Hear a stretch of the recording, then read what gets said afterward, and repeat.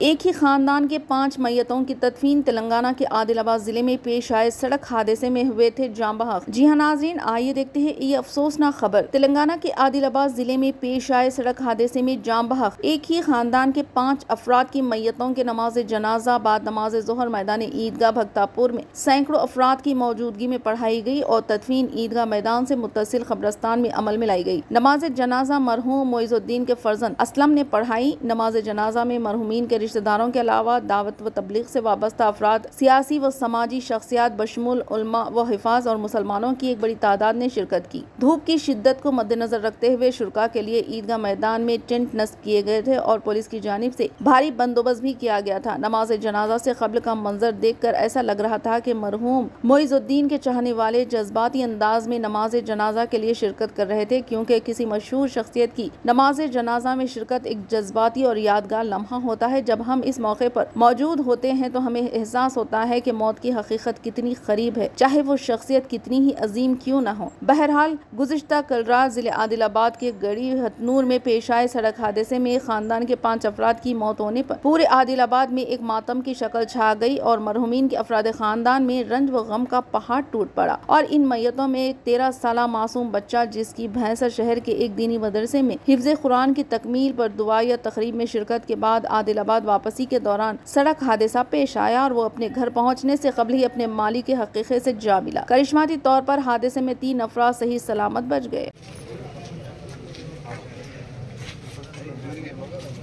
वो भी आ जाइए, सफों में खड़े हो जाए जल्द से जल्द आकर।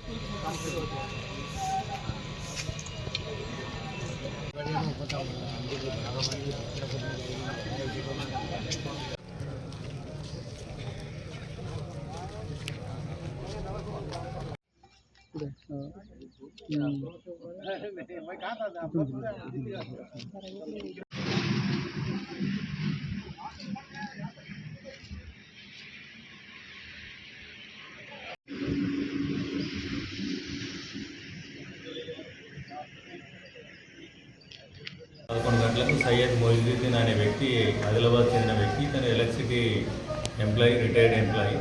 బైసాలో ఒక ఫంక్షన్కు అటెండ్ అయ్యి అతని భార్య, అల్లులు మరియు కుటుంబ సభ్యులతోటి ఆదిలాబాద్కు వస్తుండగా గుడియాత్మూర్ ఏరియాలో మేకలగండి అనే ప్లేస్ దగ్గర టర్నింగ్లో అజాగ్రత్తగా నడపడం వల్ల సైడ్కు రైలింగ్ కొట్టి వాహనం బోల్తపడి అతని కుటుంబ సభ్యులు అతనితో పాటు 5 మంది చనిపోవడం జరిగింది.